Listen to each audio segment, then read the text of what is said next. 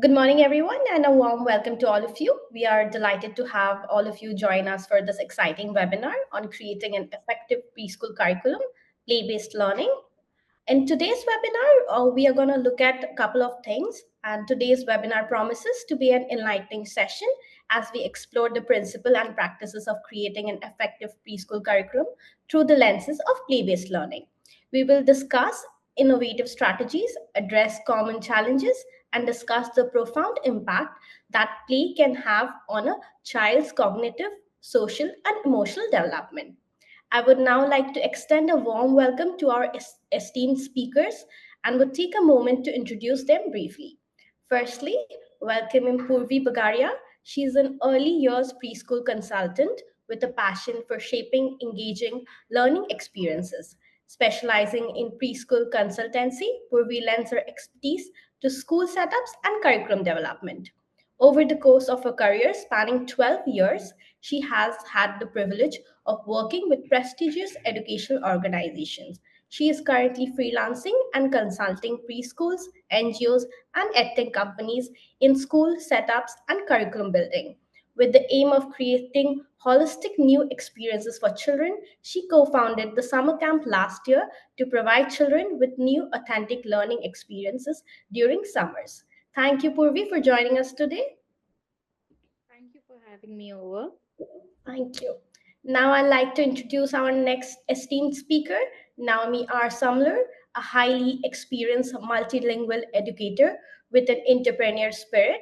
She excels in personalized tutoring, mentorship, and employs innovative teaching methods to engage students across all ages. She successfully merges tech with traditional learning methods, fostering both literacy and geographic awareness. Additionally, she creates online virtual language exchange program for kids with her business named My International Language Ball, offering both one-to-one and group sessions. Thank you, Naomi, for joining us today, even if it's almost midnight there. Thank you. Thank you for having me. And don't worry about it. It's okay. Thank you. Now I'm pleased to introduce our third esteemed speaker, Ms. Munmun Teresa Panja. She is a dedicated educator at Beanstalk International Preschool, bringing 17 years of passionate experience in the field of education. Her journey has equipped her with a profound understanding of effective teaching methodologies and a steadfast commitment to a holistic development of young minds. Teresa's role as a teacher has been defined by a deep dedication to creating an environment where curiosity is sparked. Throughout her career, she has had the pleasure of working with diverse group of students, each bringing their unique perspectives and potential to the classroom. Thank you, Teresa, for joining us today. A warm welcome to all of you. Thank you so much, Richa. Before we begin, I would like to extend a few housekeeping notes. Please ensure that your microphones are muted during the presentation to minimize background noise. Feel free to use the chat function to ask questions or share comments. And this webinar would be recorded and will be available for later viewing for the participants who has registered. Sure. And with further ado, let's get started. I'll hand over the session to Purvi. Purvi, you could go ahead.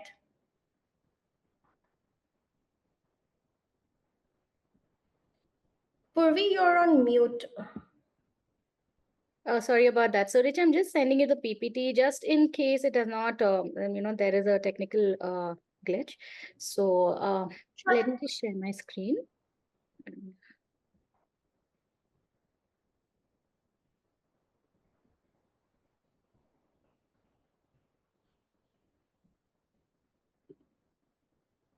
Just a second. Give me a moment, please. Sure.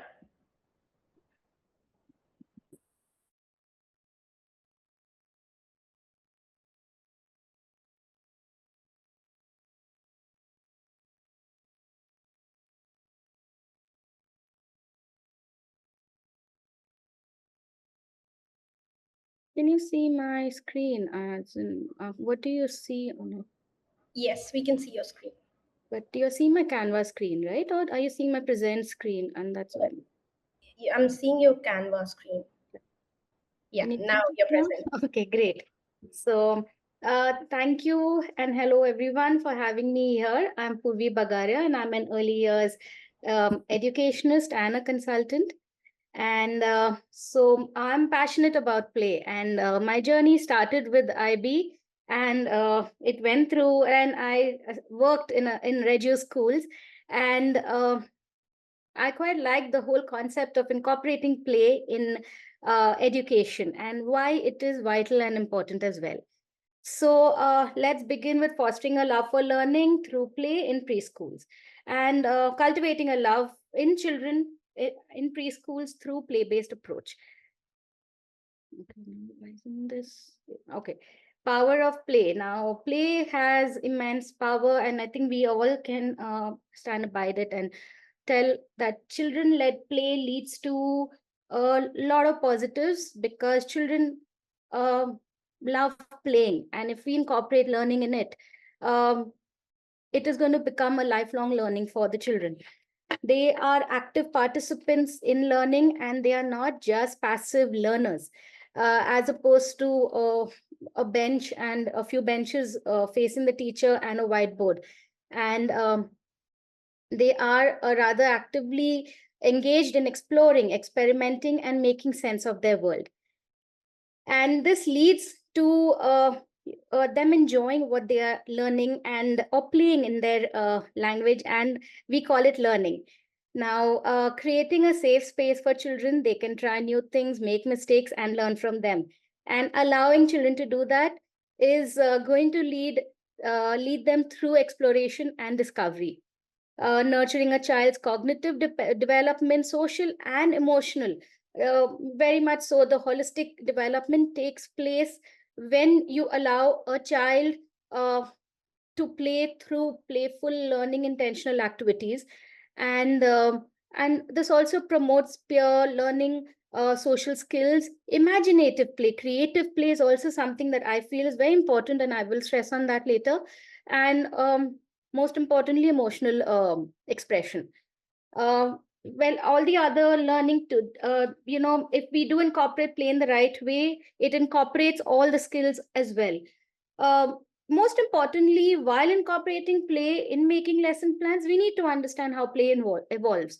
And as we all know, a baby between birth, like till 3 months, they're exploring their fingers, they're looking at their hands. So that's called unoccupied play, and they're just making sense of what's around them. And then they lead to solitary play, and I really like this picture because it takes in all the elements of how play evolves amongst children of various ages in the early years. Then solitary play is a child will want their caretaker to sit beside them, then but they will play on their own.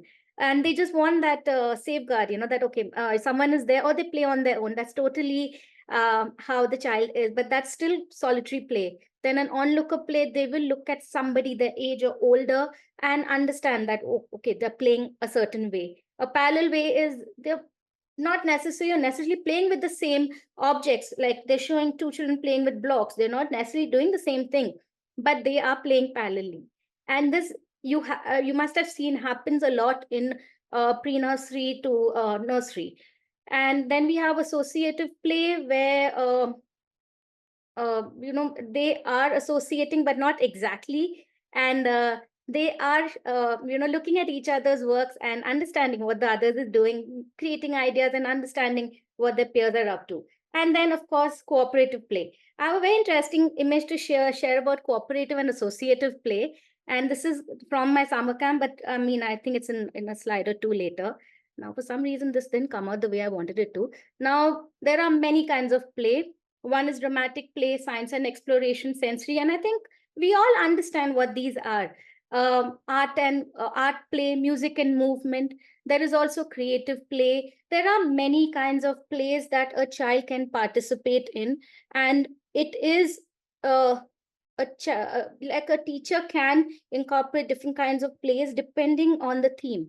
So, for example, for pre-nursery, if we take the theme of let's take a very simple literacy or numeracy concept, for a nursery where they're learning the beginning sound. So, you can involve movement in it, a physical gross motor movement in it. And that is play, where a child is, looking at a letter. It could be a, they go to a table, they run, just like take a few steps, go to a table, look for an object beginning with the letter, with the sound a. So we are incorporating play, making it fun for them, and we are helping them learn as well.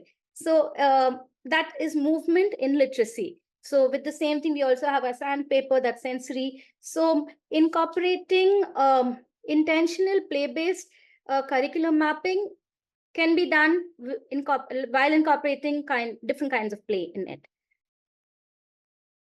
And now this is what happened in the summer camp.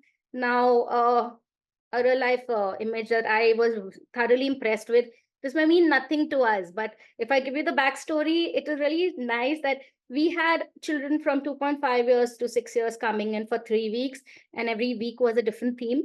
And there were 3 rooms. So 3 rooms for one room for every age group. So one room for the younger ones, that's 2.5 to 3.5 to 4 years. And the other room was for 4 to 4.5 to 6 years.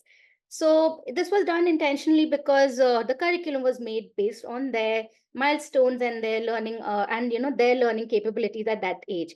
Now there was a separate room, which I would like to call it the calming room or the play room, where we had 3 kinds of blocks, a sand table and a big roll of paper, where the children would just come in and color every day. Because it was a new environment, it's not the preschool. So how do you calm a child down? So the whole intention of the playroom was let them feel safe. They can do anything, no rules here. We're not telling them what to do. So the first week, we had an adventure week, but every day was very different, like a mystery Monday to every day was different. So for the mystery, so we drew something where objects are hidden, and they would just color it. By the second week, we realized, and I didn't want the teachers to draw anything on the paper anymore. We realized children are drawing objects from what they did last week. And they are taking their learning and expressing on a paper, where they're not asked questions, they're just expressing it. And it was quite a treat just seeing them draw, seeing them color. And for the younger ones, it's scribbles. For the older ones, it's defined shapes, which may mean a lot to them, may not much for us, but it has a lot of story behind it. So coming back to this block, we had these big blocks kept in the corner with those starlings, and had those really tiny blocks as well. So the older age group, so 3.5 to 6-year-olds, they would play every day with these blocks. Some children would use it as shoes. I would like, do what you want. There's no, you can do as much as you want. So one day I see some 7-8 children together making this mountain structure and using the starlings as something else. So when I asked a child, what do you think the starlings are? They're like, it is the creeper, or it is animals. So every time I asked a child a question, what do you think this is? I got different answers. So a simple structure made by 7 to 8 children, and they were so proud. They did not want to dismantle it. Everything else was dismantled except the structure that I had to take a picture of. So uninterrupted, long hours of play, we let them have it, and they created something quite spectacular. I quite like it. It's simple, but quite meaningful for a child.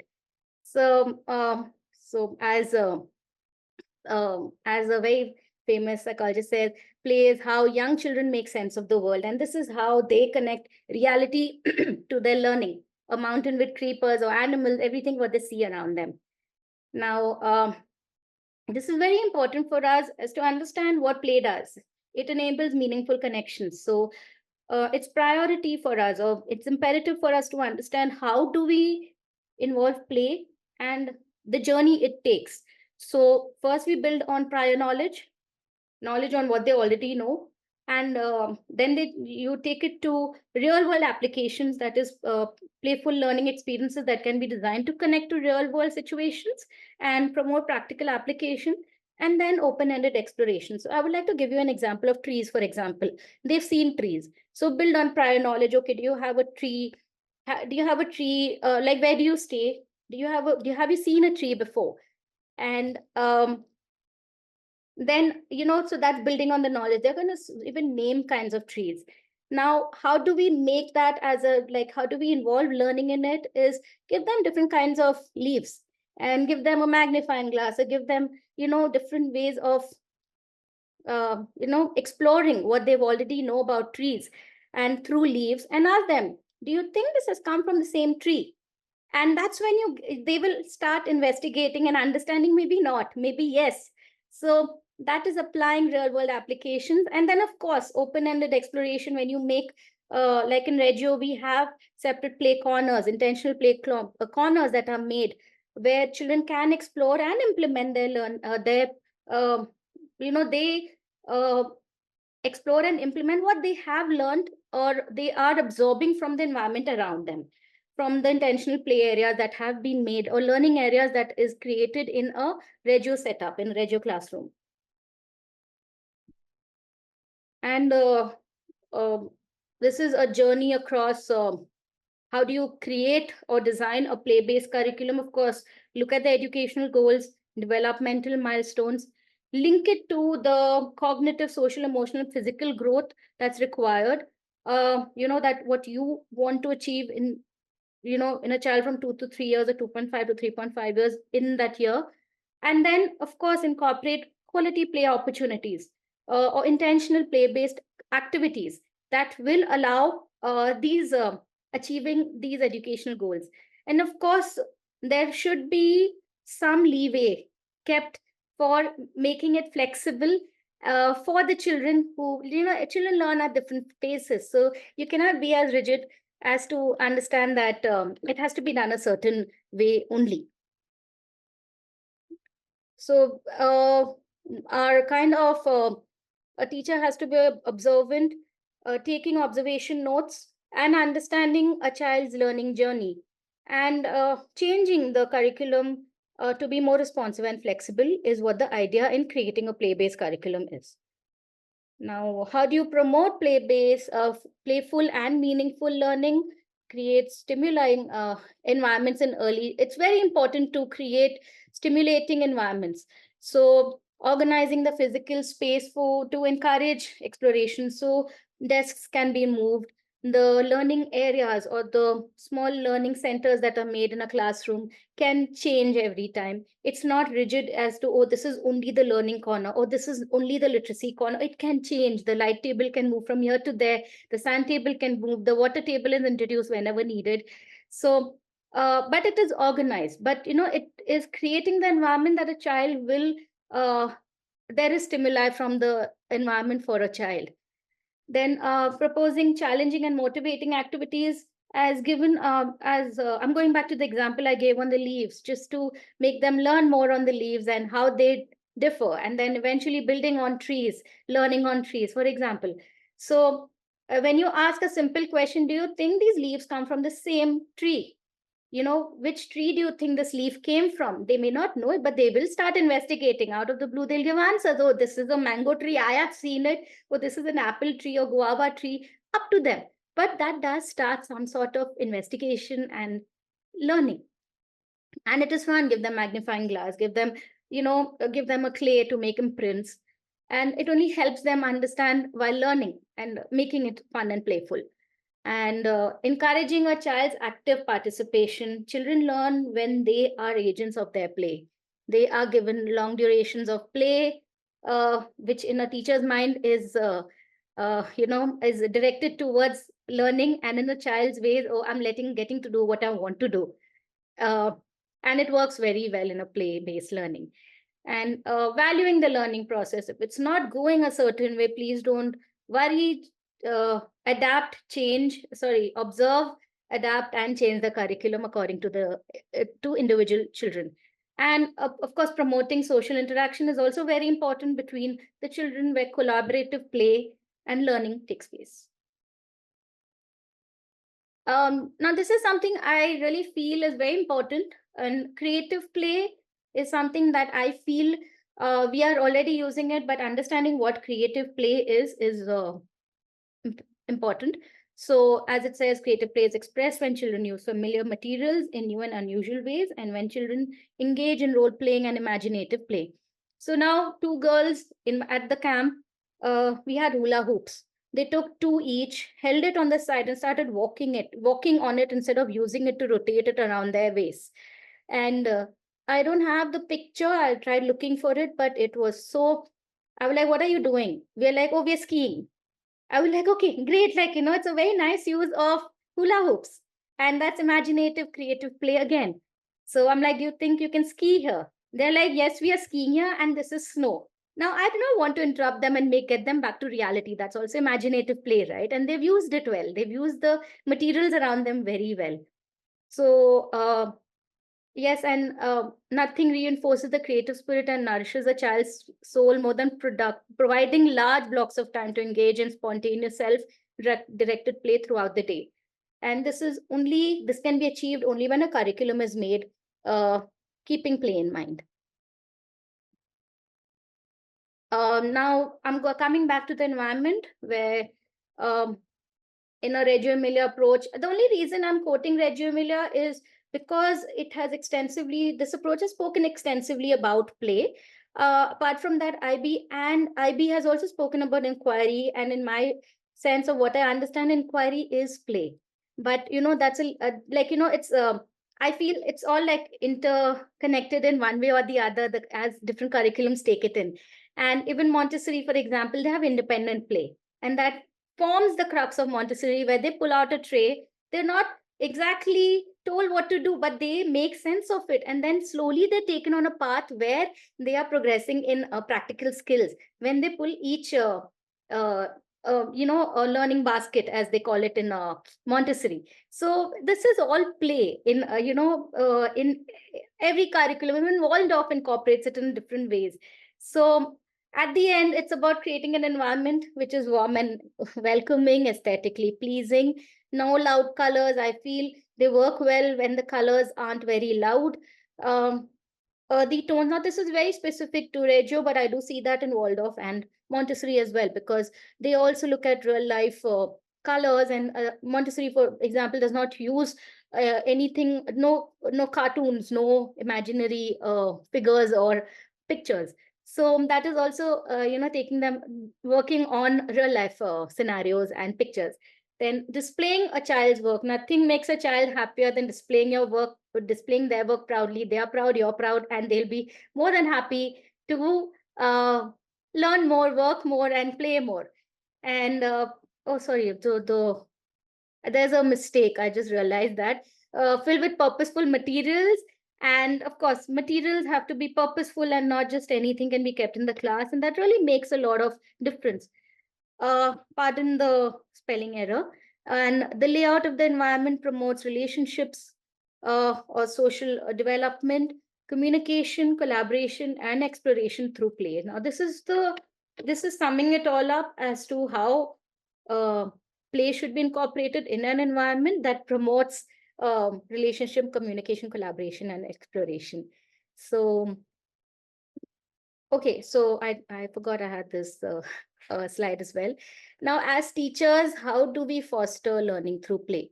So be active members in their planning execution by asking them the right questions. Go beyond why and ask why not. Ask what if. Ask open-ended questions. Encourage them to ask questions. Model creative thinking and behavior setting creative provocations and activities. So creative and play go together. So that's the reason why I use creative. Encouraging experimentation, persistence. Let them make mistakes, learn from it. Listen to them for ideas, and document their conversation. I think this is most important to understand from where they were and where they've come, just by documenting verbatim what they have spoken about, and express their ideas on their play and learning. And thank you so much. This is from me. I hope I've covered what I had to. And thank you so much. Thank you, Purvi. Thank you so much. I think you've covered quite a lot. You've given us a detailed explanation of why is play so important in a curriculum. And now I'll hand it over to Naomi. The stage is all yours.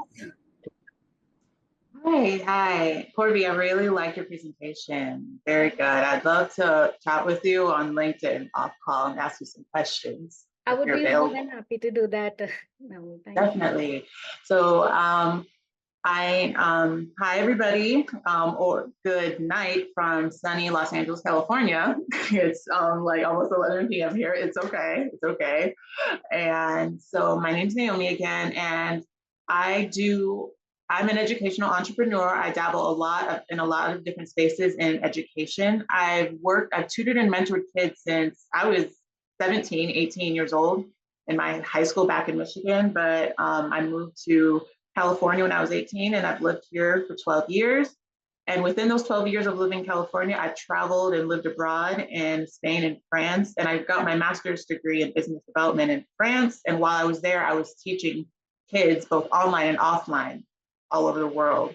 And so my passion for this has just grown since then. I've been teaching since 2008. And right now, my focus is curriculum development. And that is the presentation that I'm going to present to you today. It's a simple presentation. It probably won't be that long. I just want to give you an idea of what I do and what I create. And I'm morphing it into what Richa said. She wanted it to be about to create a curriculum for preschoolers. So I've taught all ages from PK, preschool, all the way to 12th grade. Okay, and so that's an introduction about me. Let me see, share screen. So, okay, I'm going to be showing you both my PowerPoint, and then if we have time, I'll show you exactly what my actual curriculum looks like.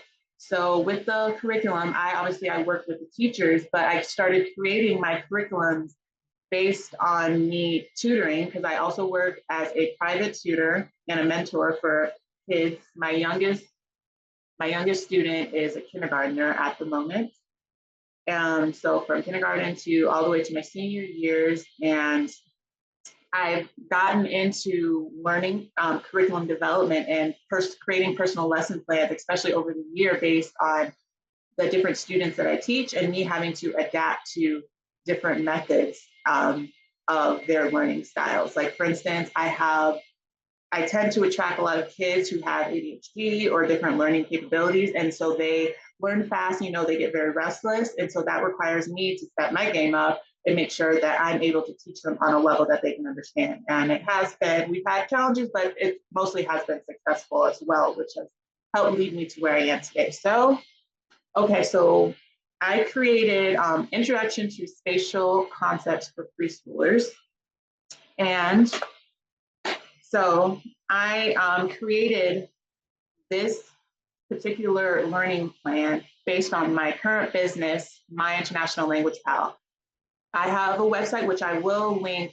I meant to link it before I turned on the PowerPoint, but I'll link it after. It's a website that I have on Notion, an education technology sort of website. It's an enrichment program for young learners, children, where I teach them geography and geographic literacy. And specifically, we study maps and globes. So I teach them how to read maps of all kinds, from basic maps of their classroom to world maps. And then we also dabble into international communication and language dialects, right? And so I've created like online pen pal programs. I dabbled into that. That's been very fun as well. So the curriculum that I'm going to show you is based off of my lesson plans of me teaching kids geography. And we all know that geography is a larger example of spatial learning. And preschoolers need spatial learning that's where they start their education off, as we can all agree. So that's why I wanted to show, this is my logo that I created. That's why I wanted to show this first. So, Introduction to Spatial Concepts. So this PowerPoint is just going to be an example of the curriculum broken down into how I create it. So welcome to this lesson on spatial concepts. Let's learn about space and how we interact with it. So let's pretend either I'm a teacher or this is a lesson plan that I would give to a teacher or educator or a parent who homeschools on how they could teach this version of spatial learning to their child or their student. And so the clear objectives of this lesson are, by the end of the lesson, the student should be able to understand basic spatial concepts such as near, far, above and below. They should be able to identify shapes and patterns within spatial relationships. and engage in activities that promote spatial awareness and exploration. Exploration is a really big thing. I'm very big on independent learning as well as collaborative learning as well. We'll dive into that later. And the goal ultimately for this lesson is to master basic concept skills before diving into map creation, which is the ultimate goal of my International Language Pal, show kids how to create maps. So you have shape exploration. So here, this is a presentation where pretend I'm a teacher and I'm a preschool teacher and I will be showing my students. I will be presenting this to my students. Let's explore different shapes. So what shapes do you see around you? I'll pretend you guys are, if you would want to interact with me, I'll pretend you guys are the preschoolers. So what shapes do you see around you? Anyone want to interact? If not, I understand. That's an American thing. Forget. That's a square. Okay. So pardon? I can see a square and then a circle. Very good. Yes. So you have a square, circle, and then depending on the student, they may say, "Oh, I see a sun." Depends. Like they may consider it a shape. They may not. Then you have a heart up here, rainbow. Then you have a squiggly line. So technically, you can say you see 1, 2, 3, 4, 5, 6, 7 different shapes, including the rainbow, right? And so I'll ask them to count them as well. That would be lesson example 1. Spatial relationships. This is a very fun, mini activity that the teacher would use to get the kids engaged before they actually go into map creation. So where is Teddy hiding? Can you describe where he is using spatial terms? So I created a little game using the arrows. Where is Teddy hiding in this picture? He's below the clouds, hence the arrow pointing down. So the child would use the term under, or under the clouds. In the middle, where is Teddy hiding? He's on top of the sun. So you would say above the sun, and the teacher would point up, and she would use body language, like we would get into kinesthetic learning, where she would use her movements and body language to help the kids understand and pay attention more. And then the third picture, we didn't talk about behind yet, but technically the Teddy is behind the tree.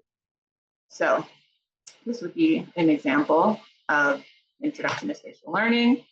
And then you have an optional extension of map creation. So this would be like the meat and potatoes or the main course of what my enrichment program, my International Language Pal, is about. So the main thing would be to teach kids how to read maps. And so we would be introducing the preschool students on this subject. If they're up for it, the teacher would decide if the children would be up for, would be willing enough to, would be ready to understand map exploration. And perhaps this is actually part of the activity that you could save towards the end, like as a treat, because it's like a very big part of the project. So let's create a map of our classroom. Who can draw a treasure map for us to follow? So these are simple words. These are just the directions that you would have. So what goes into finding a treasure map, what you would do is you would have kids, they would draw their own map. The hence of spatial learning, they would draw their own maps. You would each give them a piece of paper, pencils. They would get into the coloring mode, which is great for them, obviously. And then you would tell them to maybe draw a map of the classroom, and you can set up a game where you have one or a couple students hide a object that is the treasure in the classroom where the other kids don't look. And these would be the basics, the simple steps in one word of the game. Imagine, sketch, mark, hide the object. The other students would follow and find. Right. After you do the map game exploration and they would get into drawing, you could Then after that activity, the teacher would get into group discussion mode with her students or his students. So you would specifically, this is where you would ask questions to your students, like what is space and how do we move within it? You would ask your students that to engage them, be very specific, and you can be slow in asking them questions just to make sure they understand. Can you find something that is above you, below you? So you would have to point above, you could point below, or you could point to the left or to the right. This is also how I introduce my students, regardless of age, to I forgot what you call it. It's the navigation tools, like the compass, like navigation tools, northeast, southwest. That's how, this is the exact way I introduce them to like northeast, southwest. And so this could be a good starter for that, where you have kids understand what's above them, below them, left, right. You can even engage more by playing activities like Simon Says and other movement games, everything, and dance rhythmic games as well. Then so this would take place while the kids are coloring and engaging in the activities. And you can also do this and judge them based on how they answer the questions that the teacher gives them, possibly. So you would have, this is a teacher assessment I created, where you observe children's participation and engagement during hands-on activities, and you listen to their descriptions and use of spatial vocabulary. So this process is also vocabulary building in addition to spatial learning, where they study shapes and learn how to draw maps and everything. So you would want to see if they understand, if they engage in hands-on activities, if they use spatial terms like near, far, above, below. I'll say first, within my curriculums, I may create a short vocabulary list for the teacher to have, so she can share it with her students. I try to have everything on that curriculum so the teacher can have them as simple of a time as possible in teaching her students, and she doesn't have to worry about looking up everything. She identifies shapes correctly, she describes space relationships, see if they follow directions related to spatial concepts, and if they show interest and curiosity in spatial activities. And I feel if some will show interest and curiosity and others won't. Kids like different things, and it's okay if they don't like certain things. So I would say to the teacher, just take note of that and see what you can do next time, or ask what would pursue the child's interest. And of course, maybe you would have to study their learning habits a little bit further. And okay, so this is towards the end of the lesson plan, where you have additional resources. So I will always leave additional resources for my teachers to have for their students. So I would maybe give 1 or 2 books, depending on how much they want. This is an example of a book, Shapes by Tana Hogan, where they would learn about different spatial concepts in addition to map creation. And then of course, we all know National Geographic Education, which I'm a huge advocate for.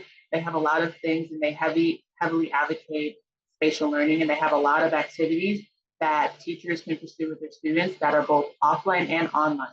Now, for my older students, if the students were older, then they will be able to partake in online spatial learning, like map creation with online material. But that's more advanced for like elementary school kids. And then this is one of the unique facts that I like to put at the very end of my lesson plans, what I call tips and traps, where I give the teacher quick tips on how to engage their lesson plans, and then traps to avoid. So some tips to engage their students during the lesson would be keep activities hands-on and interactive, of course. Encourage exploration. That goes back to independent learning as well. Encourage the students to ask questions and just have fun. And the more they move around with these types of activities and smile and laugh, the more I would say they're getting into the activity. That's very good. And then of course, use everyday examples and keep it as the activities as simple as possible. If you do end up doing map creation, possibly have them draw, and they do understand how to draw maps and you're ready to get to them actually creating maps. Start with creating a map of your classroom or the room that you're teaching the children in. Or if you want to go outside, you can have them create a map of their backyard or the playground. And then perhaps they can do a scavenger hunt or pirate treasure chest hunt there as well. And then of course, traps to avoid. Avoid overwhelming children with too many spatial terms. Like just, you don't want to get too wordy because I notice that tends to overwhelm them. And then neglect individual cases. And so that's basically it. These are places where you can find me, my email, naomi.sumler@gmail.com, or I'll leave my link tree in my website in the link below. But let me see if I can really quick show you my curriculum. These are just, this is an example. Okay, yeah, you guys can see. This is just a quick example of how I create my curriculums for preschool students, really students of all ages, but this would be tailored to preschool. So this lesson focuses on basic spatial learning concepts and gradually introduces map-related activities. So for preschool students, I thought it would be best to not immediately dive into map creation, but first start with spatial learning concepts, especially for the younger preschool students age 3 and 4. And I told you the objectives. The main objective is to get the students to master basic concept skills before diving into map creation. And then here we have step-by-step instructions. I tend to have a few templates that I like to use that I created to give to the teachers. Introductions of spatial concepts, step-by-step shape exploration. So provide various shapes, circles, squares, triangles, and encourage them to explore their characteristics and how they fit. Use prop-like building blocks or shaping puzzles, or I'm a big advocate for Legos. I played a lot with Legos as a kid. We have spatial relationships. Then of course, map creation. Excuse me. You have your discussion points. Always you want to discuss with your students, no matter what age, and you want to get them to ask you questions. You want to get them to ask you questions. That can prove that they're actually learning if they ask questions. That's what I believe. That's what I've witnessed with my journey as a teacher. Then you have the assessment, where you observe children's participation and engagement skills, listen to their descriptions and use of spatial vocabulary and take notes. Adaptability, this is one thing that my PowerPoint did not have. So for younger children, focus on basic spatial concepts through simple games and activities. Limit the complexity of shape exploration in spatial terms. And then for older children, say around 5 to 6 years old, introduce more complex spatial relationships and extend map creation and activities to include more detailed representations. That's when you can start possibly introducing the full map creation and go a little bit more advanced, unless the younger kids are advanced, because I have seen that as well. And I have additional resources, books, websites, and then of course the tips and traps at the end.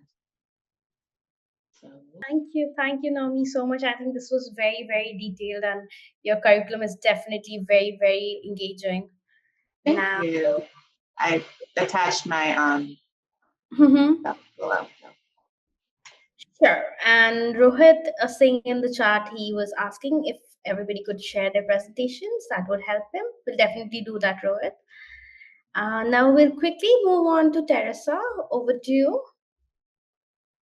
Thank you so much, Richa, and it was lovely listening to Naomi. And so yeah, the presentations were quite interesting. I was just going through Purvi and Naomi's presentation, and the way they have spoken, it was quite interesting to know so much, different kinds of play, and how are their experiences with the kids.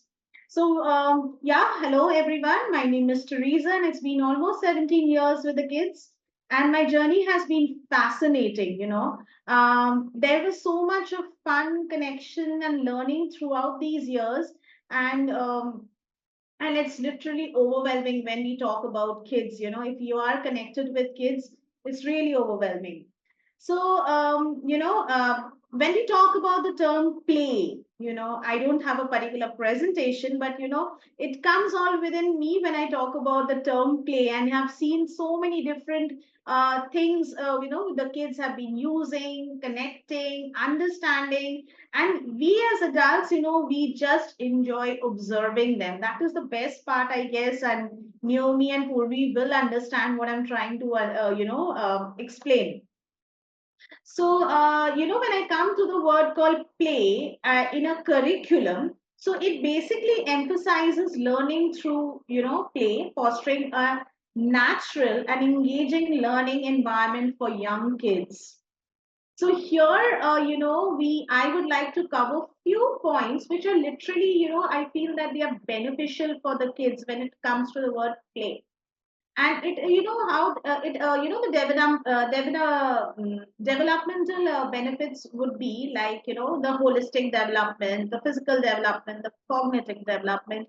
So when it comes to holistic development, it supports physical, the emotional, the social, all these things. The when they are playing, children get connected to. Physically, obviously, the fine and the gross motor skills are getting developed, and there are so many different sorts of play where the children get engaged. There might be the spinning activity, there might be rolling games, there might be threading games.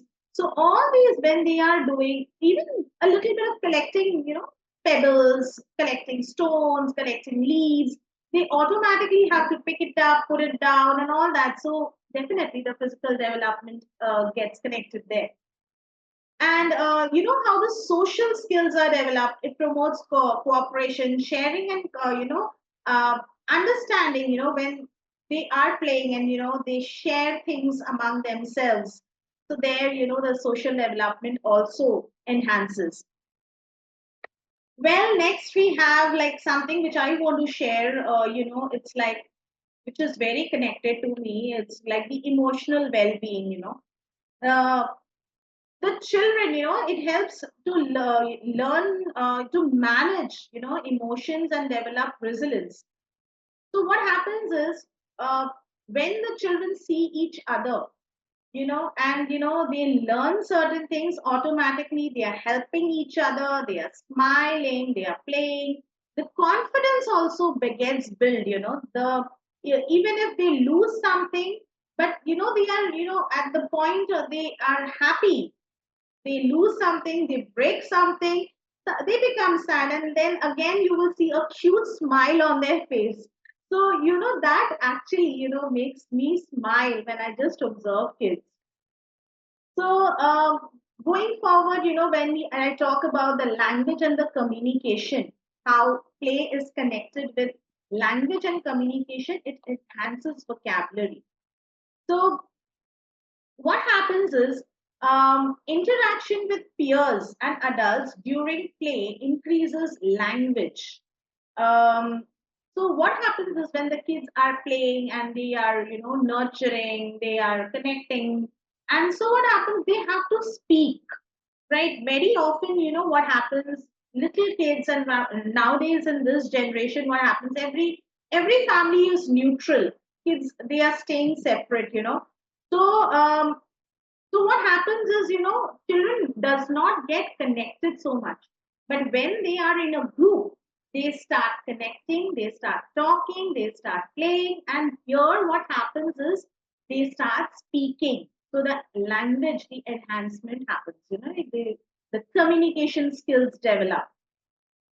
And when the communication skill develops, automatically what happens, they try telling long sentences, and automatically they try framing, narrating stories. So when they try expressing their ideas, they story build, the automatically what happens, the story gets built. So it's very common for us, when we were small, when we were young, we used to hear a lot of stories from our grandparents and parents and teachers in school. But what happens nowadays? kids explain everything what happens at home. So when they start explaining things one after the other to their friends, so automatically their communication skills develop, and slowly and gradually what happens, they build a story. So they don't even realize that how that play, that game, the activity is actually help them in building up a story and enhancing their vocabulary skills. So with this, what happens, children also have, active engagements with, hands-on materials. When they are working on hands-on materials, they're automatically connecting to the real life situations. So when they are playing with sand, when they are playing with, so many things, we just take them to a park and we have to just leave them. So they learn through their experience. They learn through whatever, even the sand, if they are sprinkling sand and sometimes, the speck goes inside the eye, they cry and all. But they learn through the experience that next time, if I'm doing this, then I'm going to hurt myself. So actually, play again helps them to learn through their experience. So next, the support for diverse learning styles. So very important. Something which is really very important is inclusive education. Right now, I mean, it's a very common thing that everyone knows is all the schools have to support the inclusive education. Means we are supposed to take care of it. Children are coming to school, and we have to see that the environment of the school are really helping the child to grow. So it ensures access to the quality of education for a student by effectively meeting their diverse needs. Now we understand sometimes, we say diverse needs might be what? So it's nothing. We cannot, it's just what we need to provide them the basics. And that's all for them to grow. They will be feeling, they will be using their senses, their hands, basically to understand each and everything around them. They will use the smelling part, they will use the feelings, they will nurture these, the nature around. And automatically, what is going to happen is through different playing activities, it will support the diverse learning styles. Next, what is, the framework alignment. Now, what is the basic framework alignment and other framework? Aligns with the EYFS. If you all know, like EYFS is the basic, early years foundation stage, and the other progressive curriculums framework, ensuring a structured yet flexible approach to the early childhood education. Now what happens is, as a part of our, like what the organization I belong to, so we are following the EYFS curriculum here, and it is really helping the children, I have seen, nurturing, growing, understanding through different playing activities. Here what happens is, kids, they develop through the natural, the linguistic skills. They develop through the, literacy skills and understanding the world around them. Then they are, connecting to the nature. They growing through understanding maths and expressing art and design. So there are different spheres through which the EYFS curriculum is designed, and it is really interesting when the children are engaging themselves in the EYFS curriculum.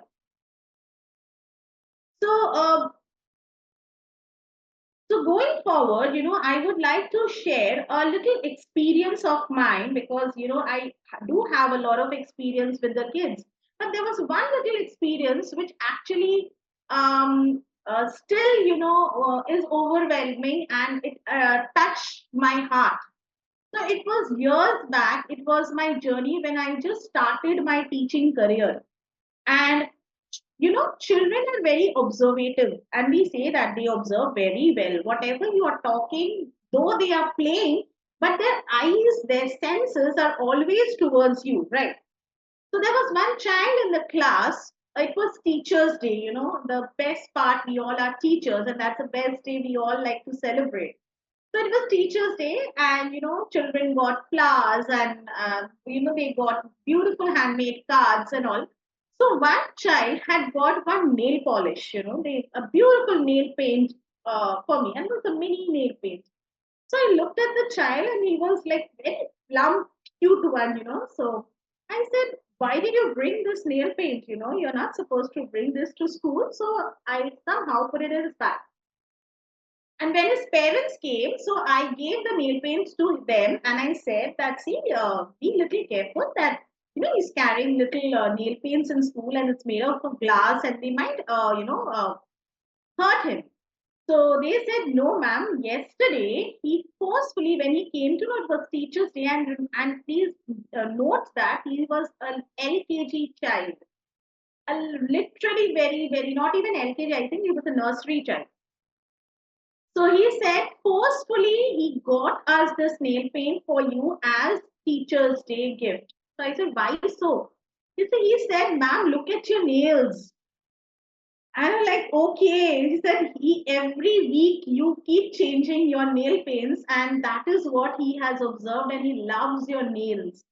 So that's the reason he has got this nail paint for you. And it was so amazing and a different feeling that children, you don't know what actually attracts, what actually, gets connected to you. So I was thankful to the child that he made me feel so special on that first Teacher's Day of mine in my life.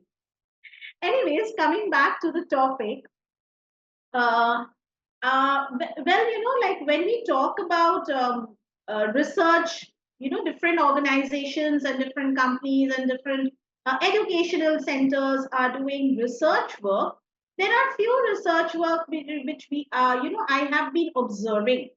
So there's something called the high scope, pretty, like Perry preschool study, which I had overread or, overcome last year. I had just gone through. Their overview is a longitudinal study that followed children from preschool through adulthood. And what was the finding of it was quite interesting. Children who participated in a high quality play based preschool program showed higher levels of academic achievement, higher earnings, and higher rate of behaviors and all. So all these things, like it affects the children. Again, National Institute of Early Education Research. What was their overview? The NIEER conducts research on the effects of the early childhood education. So what was their finding was, um, play-based program leads to involvement in social, emotional, and cognitive development. These improvements are linked to better social readiness and academic performance. So there are many organizations, they have their own overview and then they are having their own findings. So even if you know the role of pretend play in children's cognitive development, this overview was, this research explores how pretend play, influences cognitive development. So pretend play is crucial for developing executive functions, narrative understanding, and creativity. And that was literally wonderful. So, each child has got an artist inside. Now, be it the art of, using a paintbrush and using some paint and sprinkling on the sheet, or using some leaves, using some flowers, using even sand. And there are a lot more things which are they get around, they see around, and they connect, and they are all making beautiful, creative art, for them. So, one question which already always, keeps on pondering in my mind, and I ask, how does play-based learning support academic skills? So, I tried answering to myself like how this play-based learning has been supporting academics. So, play-based learning fosters academic skills by engaging children in activities that promote critical thinking, problem solving, and all these things. And then as there are, example like, building blocks enhances spatial and, early math skills. Definitely since childhood, I remember my dad giving me lot of colorful blocks, Legos and all that. And I used to put them together, sit for hours playing with those Legos. And then now in this generation, when I have grown up as a teacher, I understand, that these Legos are nothing. They make you more, trying, making you the, problem solving, because, you get a lot of small things and then you have to join it, you have to connect it, and then you actually construct something. So when you are automatically you are constructing something, it's basically an early math skill which is being developed in the kids. Even what happens is storytelling and role play activities. What happens to these enhances language development, vocabulary comprehension. So when we are doing storytelling in the form of using puppet theater, or we are using stick puppets, finger puppets, there are loads of things which we are using, here teachers are using in the class, flannel board presentations. So all these, what happens automatically when the teachers are narrating the story, they are asking questions, they are using different terms. So what is happening? The children are in a fun way, in a play way, they are developing vocabulary.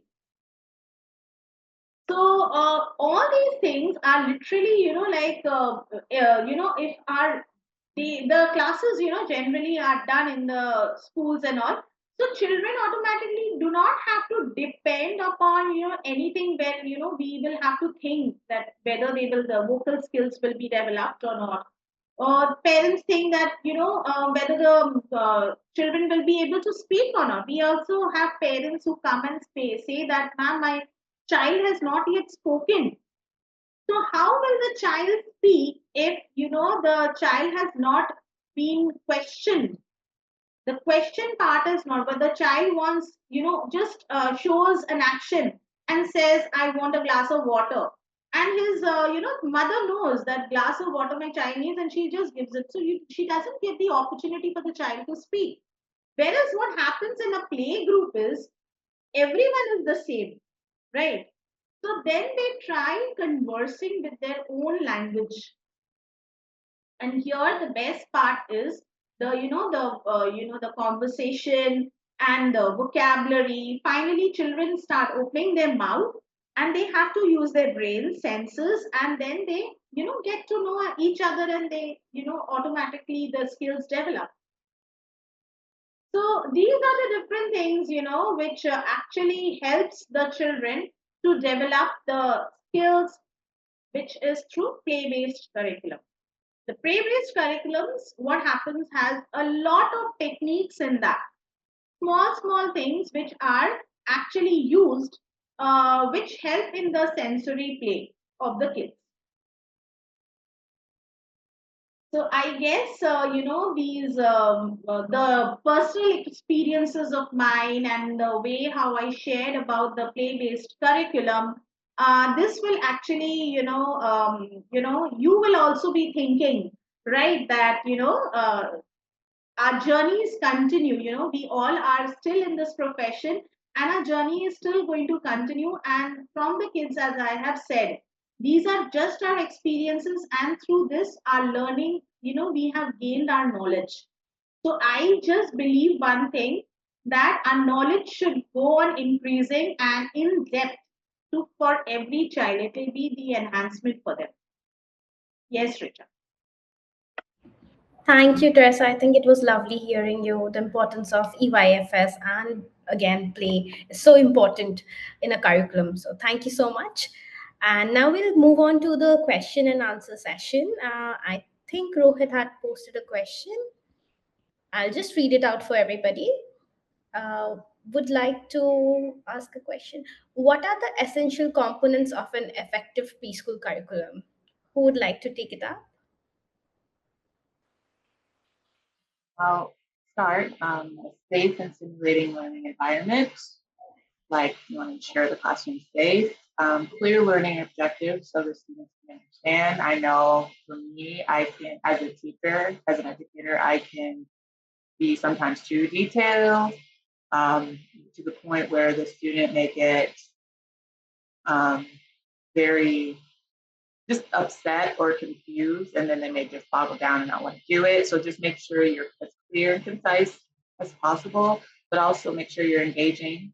Play-based learning, why we're here, it's fun, and like to develop the appropriate practices. Oh, and cultural relevance is important too, because we want the lesson to surround who they are so that they will be more likely to pay attention and engage because it has something to do with them personally. Sure. Thank you, Naomi, for answering that. Anybody else would like to add anything? So very much on the same lines as Naomi had mentioned, and of course also keeping the learning areas in mind for each age group. So for the younger ones, there's a lot of focus, not so much focus on literacy, numeracy, but it'll be pre-literacy skills and pre-numeracy skills, and a lot of focus on uh, PSC. So personal, social, emotional is what is going to be looked at a lot in for the younger age group, and fine motor, gross motor. So the focus shifts, and then in nursery they do take a path on a little more focused route on literacy, numeracy. And yes, of course, everything else is important, but it also depends on their learning abilities. You know, the like them as simple as gripping and working on the fine motor and taking them through the ages across till 6 years. So keeping that in mind and focusing on the right learning areas is what I would say is also very important while uh, planning a curriculum for different age groups in early years. Sure. Thank you for answering that. We'll move on to the next question. So we have a question from Siddharth. He's asking, what are some of the challenges educators face when implementing a play-based curriculum, and how can they be addressed? I like to go on this. Sure. I think the first and foremost is quantifying learning. How much have they learned and what have they learned? So I think that is something, rather like assessments cannot only be spoken, like, you know, it cannot be spoken as assessment. So for children, for teachers to understand what the child has learned during play can be quite a challenging task, and quantifying it, of course, to let them understand where has a child uh, what bridges have they overcome to express their learning creatively through play and achieving the learning objectives also.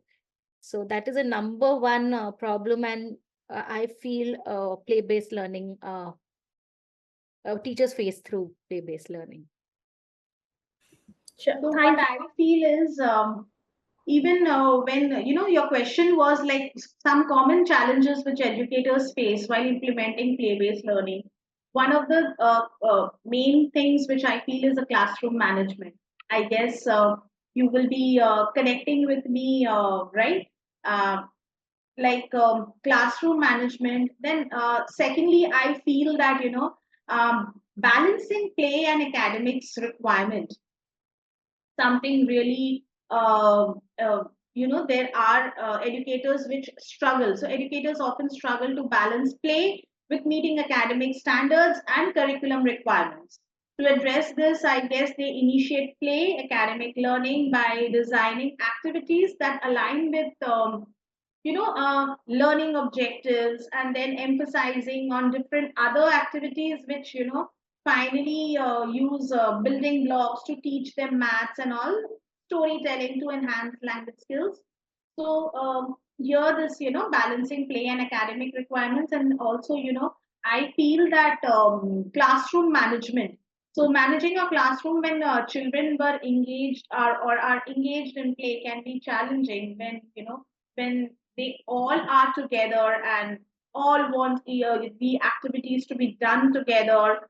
So establishing clear routine and expectations for play time and all, the it should be categorized properly, or else the educators do face a little bit of crunch there. Sure. Thank you, Teresa, for answering that. We'll take up the last question for today. So it is, what are some of the practical strategies for incorporating play-based learning into daily preschool routine? Outdoor play, playing outside, circle time, reading, out group centered activities. Yeah, small group activity, music, movement, kinesthetic learning activities. If we look at the different kind of plays, I think it's very easy and straightforward to implement the different kind of plays in as practical strategies, and it's right there Right. in front of you. So just choose the kind of play you want to take and implement it with the learning objective. I think that works. If I may Sure. say, Yes. this is something we have in America and California. Judge us if you want to, it's fine. But there's teachers who I've met teachers who have hold preschools in the forest, no building, and the parents drop them off in a nature center. I've met that. It's safe. It's a business on Instagram and everything. They have their teaching conventions and everything, but they create their curriculums outside only. And so we go that far in the United States. There's so many different ways of schooling here. That's amazing. Especially now with everything going on, the economy. I don't know if you guys heard of micro schools. You've heard of micro schools. Is that a big thing in India? I'm setting up one.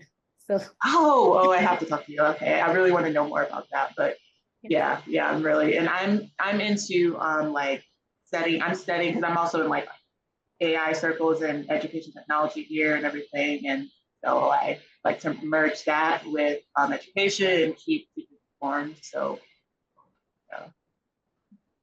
Thank you, Naomi, for the insights. Thank you, everybody, for taking the questions up.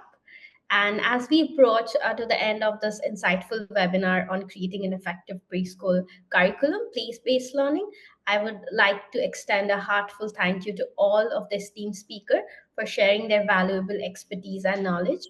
Your contribution have provided us with a deeper understanding of the principle and practices that could truly enhance the early childhood education. I would like to thank all the participants for your active engagement and thoughtful questions. We hope that you leave this webinar inspired and equipped with new ideas and strategies to implement in your own educational settings. For those who have missed the session, the webinar, or wish to revisit the discussion, a recording of the session will be available shortly. Thank you once again for joining today. Have a wonderful day, and we look forward to seeing you at future events. Thank you, everybody. thank you. Thank you. Have a good day, everyone. Bye Thank bye. you. Bye. Bye. Thank you.